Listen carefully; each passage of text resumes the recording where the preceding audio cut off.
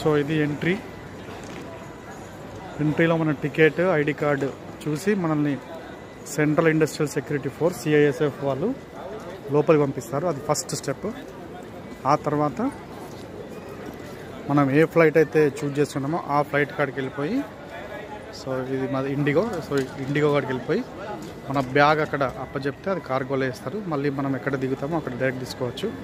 అది second step. దీని తర్వాత బ్యాగ్ ఇచ్చిన తర్వాత, బ్యాగ్ మనం ఇచ్చిన తర్వాత ట్యాగ్ వస్తుంది.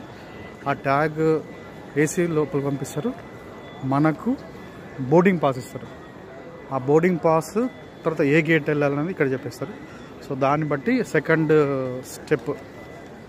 స్టెప్ అనేది ఇక్కడ, సో ఇక్కడ చేస్తారు. Second, that is the third step. ఆ థర్డ్ స్టెప్ లోపల ఇది సెక్యూరిటీ, మనకున్న హ్యాండ్ బ్యాగ్లో ఏమేమి ఐటమ్స్ ఉన్నాయి అనేది